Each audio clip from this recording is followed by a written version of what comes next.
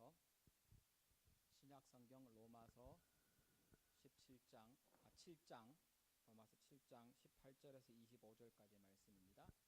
같이 한 목소리로 읽겠습니다. 로마서 7장 18절에서 25절 표준 세번역어들 앞에 준비되어 있습니다. 같이 읽습니다.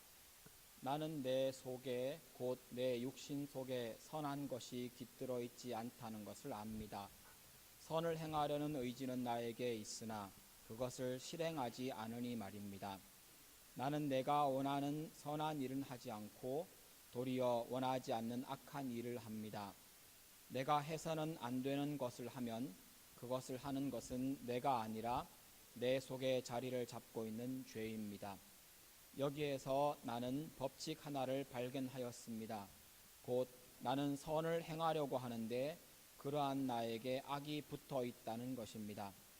나는 속사람으로는 하나님의 법을 즐거워하나 내 지체 속에는 다른 법이 있어서 내 마음의 법과 맞서서 싸우고 내 지체 속에 있는 죄의 법에도 다 나를 사로잡는 것을 봅니다.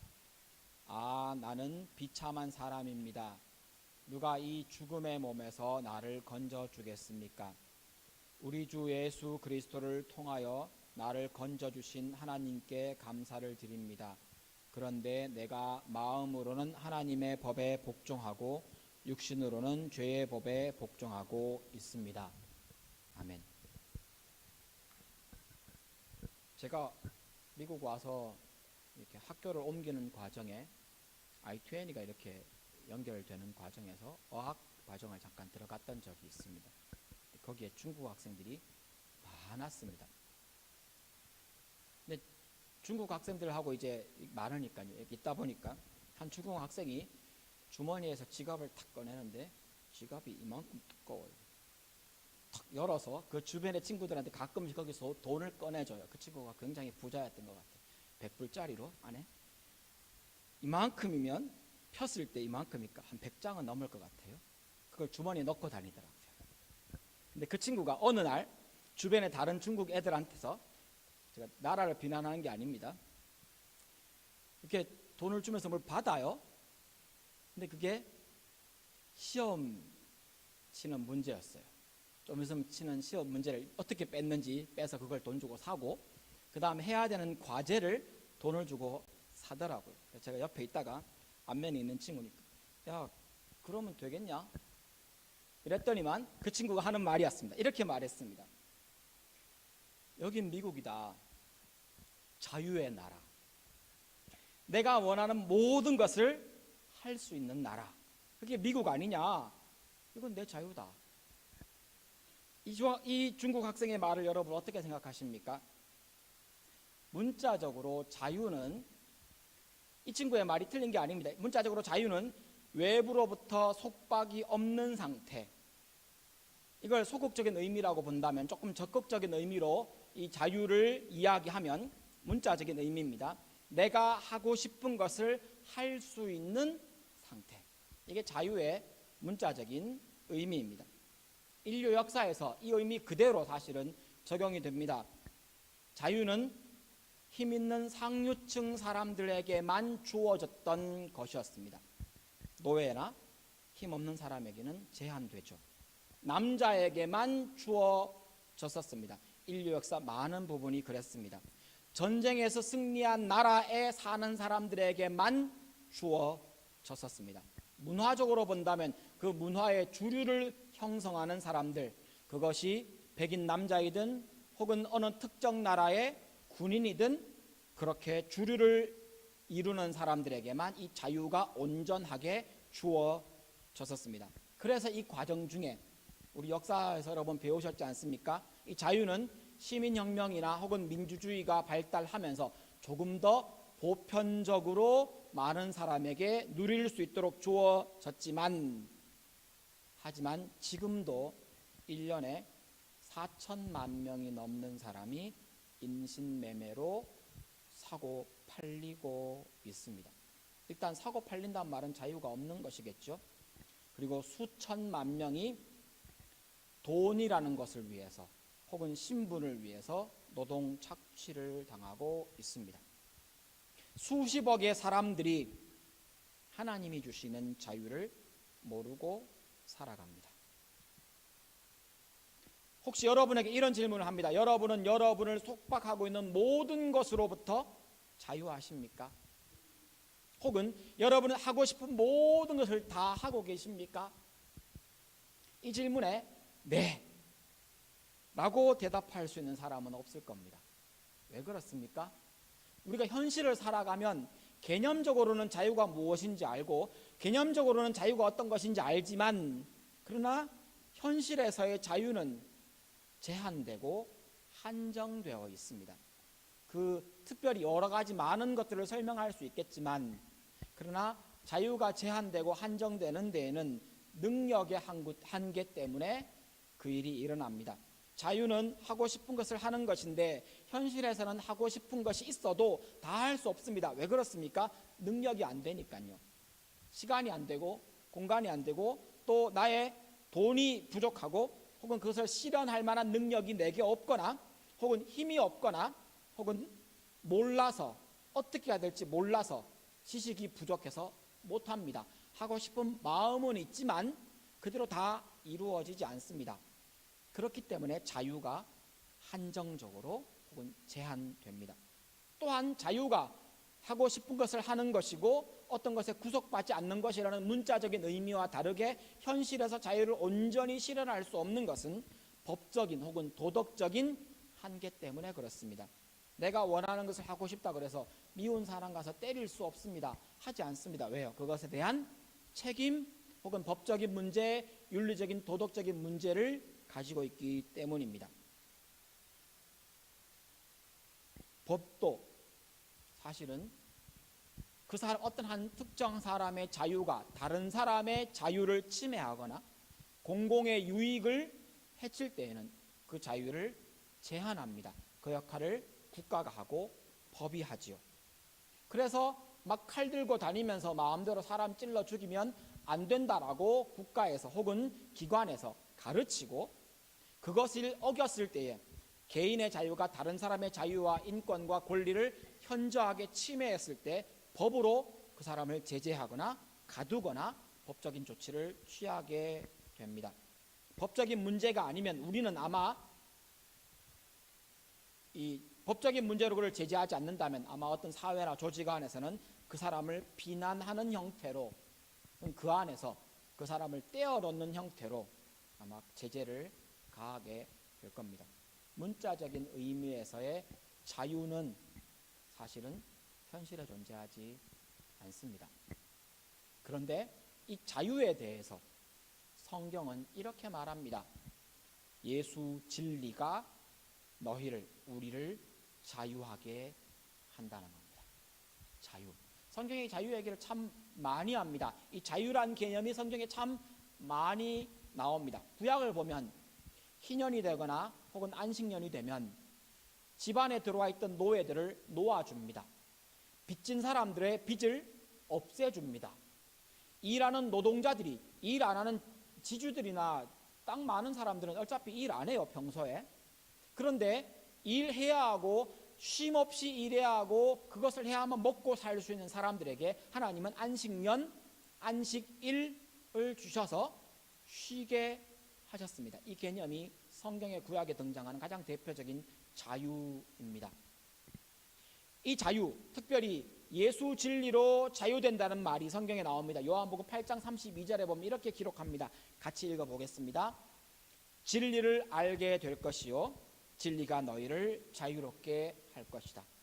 성경이 말하는 이 자유는 우리가 알고 있는 문자적인 의미의 자유나 혹은 우리가 보통 현실에서 말하는 자유와는 약간 다른 부분을 가지고 있습니다. 성경이 말하는 자유, 그게 나하고 무슨 상관이며 그것이 어떻게 이루어지는가를 아는 것은 우리 신앙에 유익할 것 같습니다. 성경이 말하는 자유는 어떤 자유입니까? 예수 진리가 우리를 자유하게 한다는 말은 가장 우선적으로 죄에서 벗어나 의로움으로 자유롭게 한다는 의미입니다. 요한복음 방금 읽었던 진리가 너희를 자유케 하리라 라는 말씀에 이어지는 34절에 보면 이렇게 말합니다. 죄를 짓는 사람은 다 죄의 종이 됩니다. 종이 된다는 말은 자유를 잃어버린다는 말입니다. 죄의 종, 죄 아래에 있다는 말은 자유가 없다는 말입니다. 예수 진리로 우리가 자유하게 되어서 죄에서 벗어나 의로움으로 자유를 얻는다라는 말 안에는 죄로부터 노임받는 자유를 의미합니다. 36절 같이 읽어보겠습니다. 그러므로 아들이 너희를 자유롭게 하면 너희는 참으로 자유롭게 될 것이다.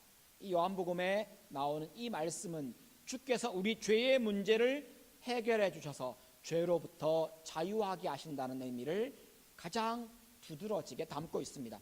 죄로부터 해방되어 자유롭게 된다는 말이 로마서 6장의 주제입니다.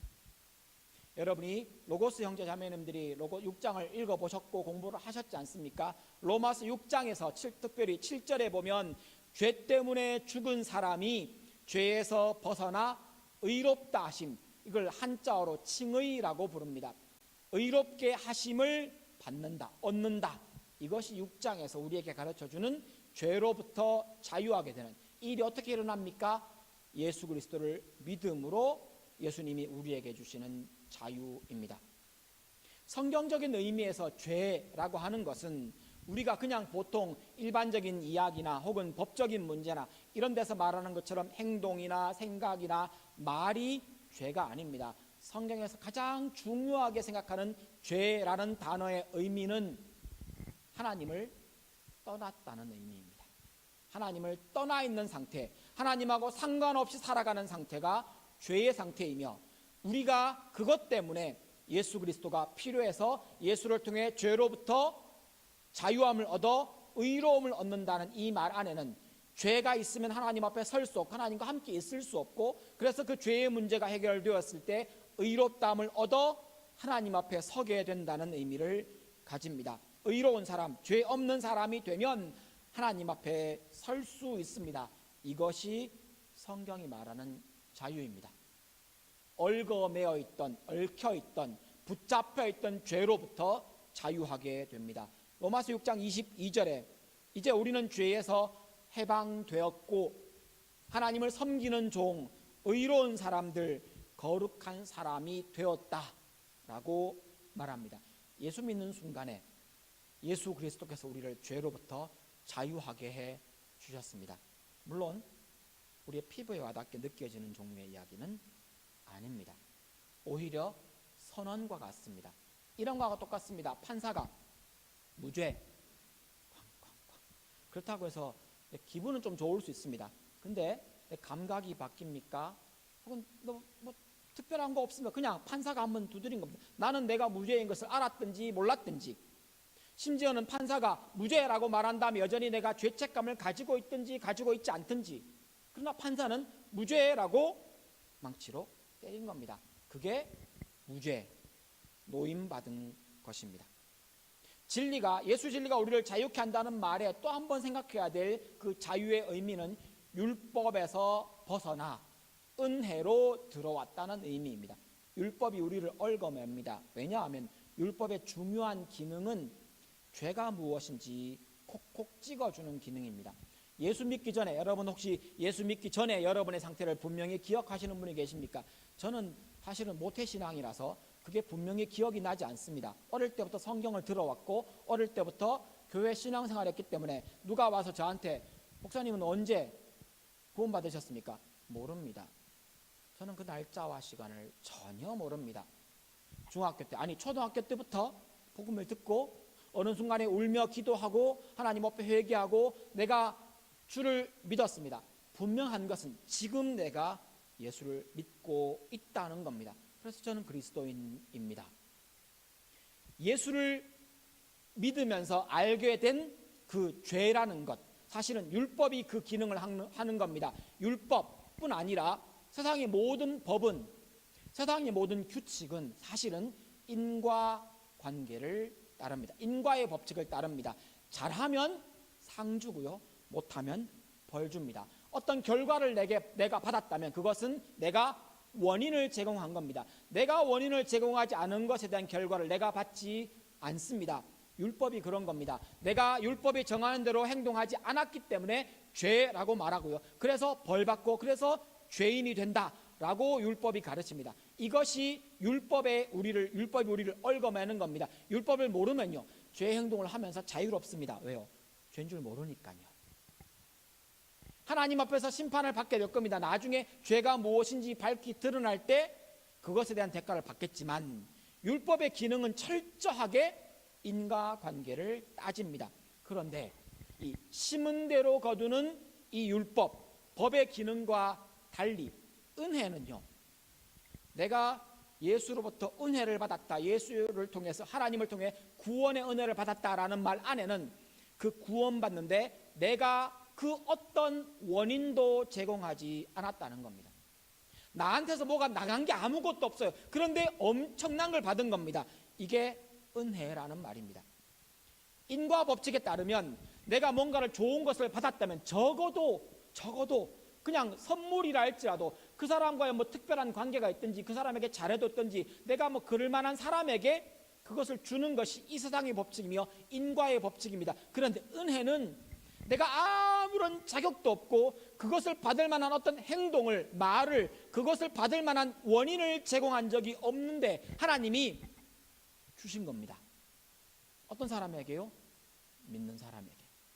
여기서 오해하면 안 되는 게 있습니다. 내가 믿었으니까 믿음이 막 대단한 건 줄 압니다. 믿음에 무슨 능력이 있습니까? 아니요, 여러분 착각하시면 안 됩니다. 믿음은 그냥 내가 하나님을 있는 그대로 받아들인 것이지 이게 믿음이 나의 공로가 아닙니다. 어떤 사람들은 믿음이 공로인 줄 압니다. 내가 믿었어.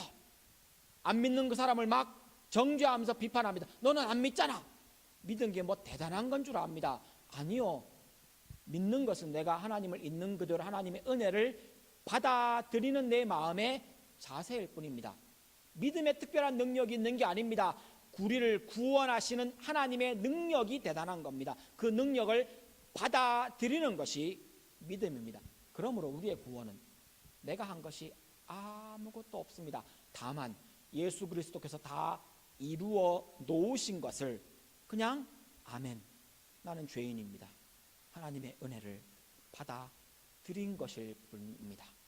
그러기에 율법의 중요한 기능인 우리 죄를 밝히는 것, 율법이 있기 때문에 우리가 죄인이라는 것을 확인했지만 그 율법은 우리를 살리지 못합니다. 율법이 분명하면 분명할수록, 율법을 알아가면 알아갈수록 어떤 마음이 듭니까?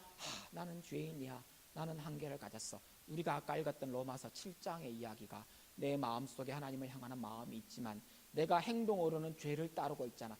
이 생각이 결국은 율법의 기준을 비추어 보았을 때 우리에게 드는 생각이라는 겁니다. 이것을 죄책감이라고 불러도 좋습니다.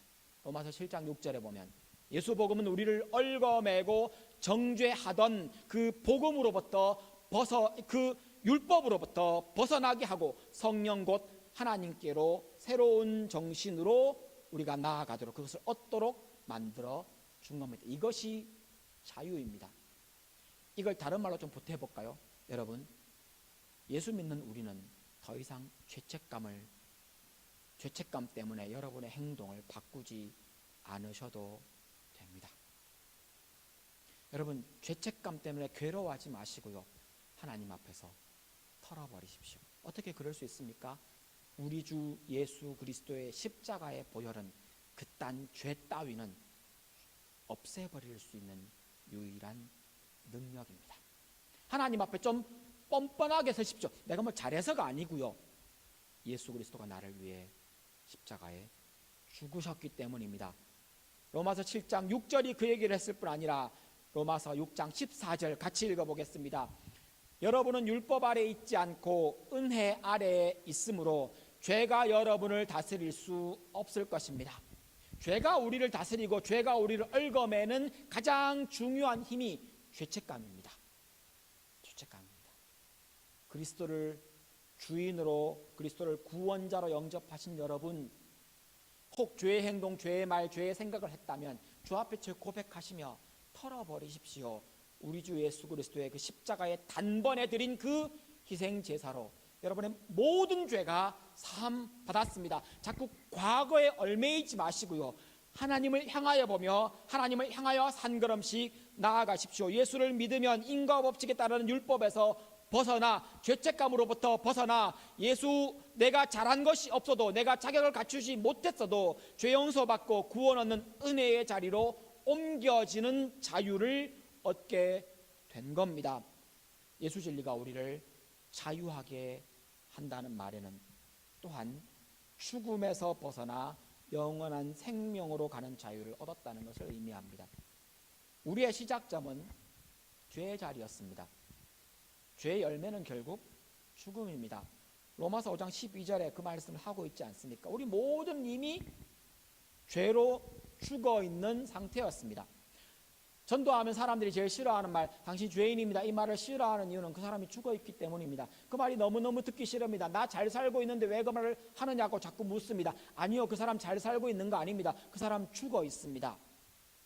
그래서 생명의 말씀이 그 빛이 그에게 비치니까 그게 따갑고 힘이 든 겁니다. 자기 죄가 들춰지고 내가 죄인이라는 말을 참기 어려운 겁니다. 그것 자체가 그 사람이 죽어 있음을 의미합니다. 그렇게 죽어 있는 우리 문제, 죽어 있는 우리가 예수 그리스도를 만나 예수 그리스도의 복음으로 그 십자가의 능력으로 새 생명을 얻습니다. 요한복음 5장 24절을 같이 읽어보겠습니다. 내가 진정으로 너희에게 말한다. 나의 말을 듣고 또 나를 보내신 분을 믿는 사람은 영생을 얻고 심판을 받지 않는다. 그는 죽음에서 생명으로 옮겨갔다. 이것이 우리가 예수를 믿고 얻는 자유입니다. 로마서 5장 21절 또 한번 같이 읽어보겠습니다. 이는 죄가 죽음으로 사람을 지배한 것과 같이 은혜가 의로 사람을 지배하면서 우리 주 예수 그리스도 안에서 영원한 생명을 누리게 하려는 것입니다.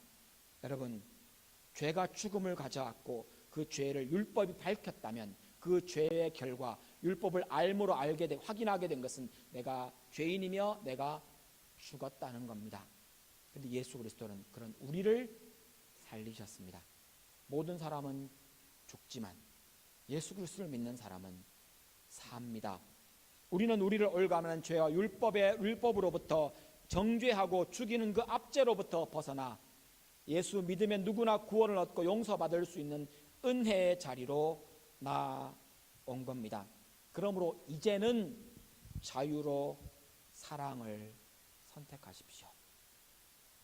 진리이신 예수를 믿음으로 우리는 자유합니다. 죄로부터, 율법으로부터, 죽음으로부터. 그러나 오늘 우리가 읽었던 본문 말씀을 보면 자유한 우리가, 지금 로마서를 쓰고 있는 사도 바울이 그냥 보통 사람이 아니지 않습니까? 특별히 로마서는 사도 바울이 나이가 좀 많이 들었을 때, 할아버지가 되었을 때 쓴 서신서입니다. 그런데 그 사도, 큰 사도, 놀라운 주의 일꾼인 바울이 고백하는 말 한번 보십시오. 본문의 19절입니다. 우리의 현실의 삶에서 내가 원하는 선은 안 행하고, 그 좋은 일인 줄 아는데 그게 행하지 내 욕심을 채우는 일을 자꾸 따라가더라는 겁니다. 지금 이게 예수 안 믿는 사람 얘기가 아니고요, 예수 믿는 초신자 얘기가 아니고요, 예수 믿고 복음을 전하는 주께서 직접 세우신 사도 바울이 하는 말입니다. 내가 원하는 선한 일은 안 하고 도리어 내가 이렇게 살면 안 되지 하는 그 일을 내가 계속 하고 살아가더라는 겁니다. 이 사람은 지금 자유한 사람입니다. 죄로부터, 율법으로부터, 죽음으로부터 자유한 사람인데 이렇게 살아가더라는 겁니다. 그래서 24절에 보니까 비참하답니다.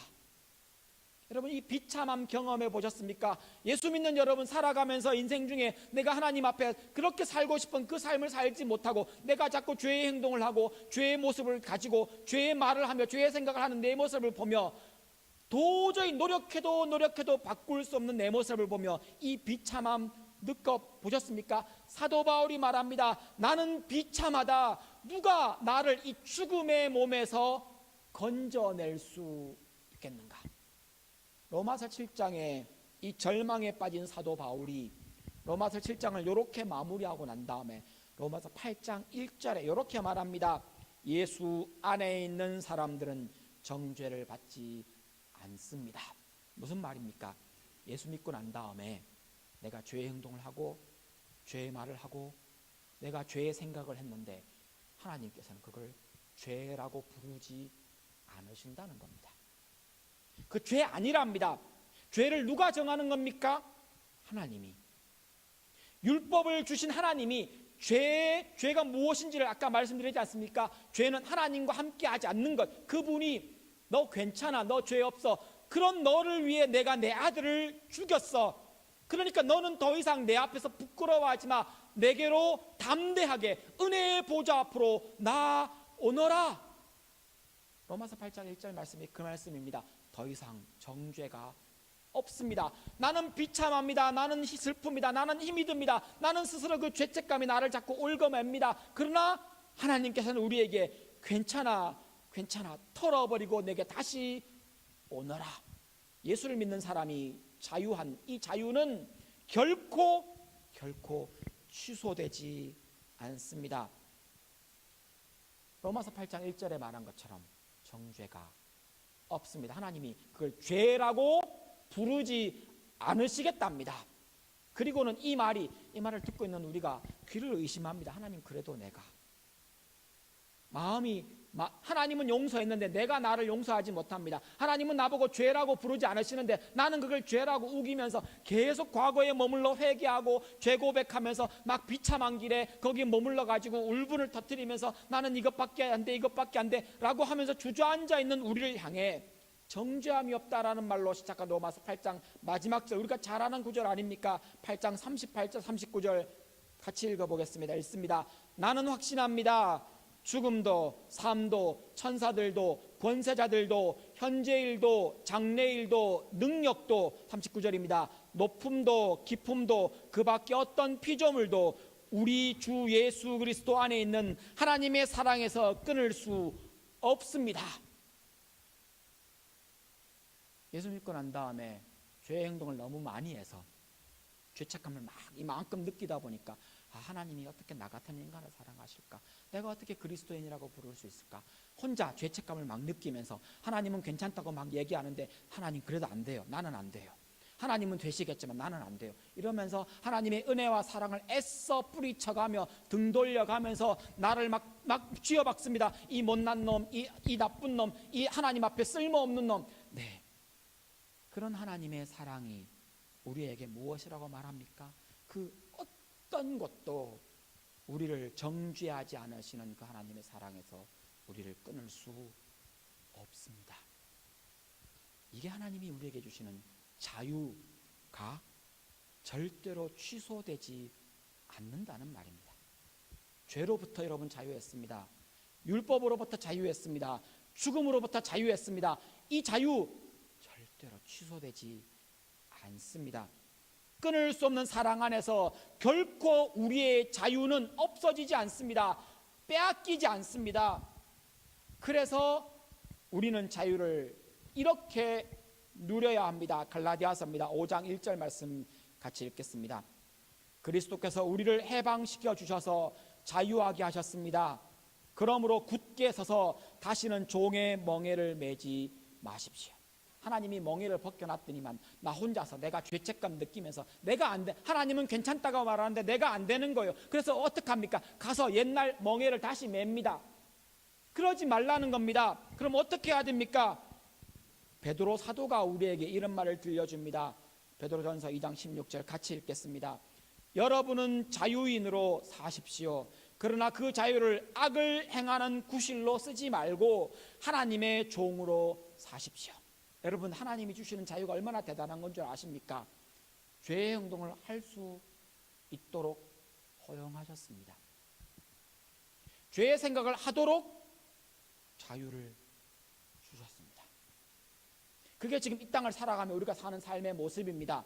근데 우리에게 뭐라고 말합니까? 그 주어진 자유를 내 욕심을 채우고 악을 행하는 구실로 사용하지 말고 하나님의 은혜를 곱씹으며 내가 누구인지 발견할 때마다 나를 낮추어 주의 은 앞에 고개 숙이며 그것으로 하나님의 종으로 살라는 겁니다. 이것이 구체적으로 어떤 삶입니까? 사도 바울이 갈라디아서 5장 13절에 이렇게 말합니다. 같이 읽겠습니다. 형제 자매 여러분, 하나님께서는 여러분을 부르셔서 자유하게 하셨습니다. 그러나 여러분은 그 자유를 육체의 욕망을 만족시키는 구실로 삼지 말고 사랑으로 서로 섬기십시오. 여러분에게 다 할 수 있는 자유 주셨습니다. 혹시 실수하면요, 혹시 죄의 행동을 하면요, 정죄하지 않으신다니까요. 그 사랑 끊어지지 않는다니까요. 그러니까 아싸, 이제 내 마음대로 해야지. 그게 아니라 그 은혜를, 그 자유를 기꺼이 다른 사람을 사랑하는데 쓰시라는 겁니다. 기꺼이. 누가 강요해서가 아니라, 막 시켜서가 아니라, 그거 안 하면 하나님이 화나신다, 이게 아니라 자유롭게 기꺼이 사랑하십시오. 옆에 있는 분들 한번 보십시오. 그 인간을 사랑하라는 겁니다. 여러분 머릿속에 사랑할 수 없을 것 같은 사람, 그 사람 한번 떠올려 보십시오. 그 나쁜 인간, 용서하지 못하는 사람 떠올려 보십시오. 주께서 그 사람을 사랑하라고 여러분에게 말씀하십니다. 여러분의 자유에 주께서 맡기십니다. 기도하시겠습니다.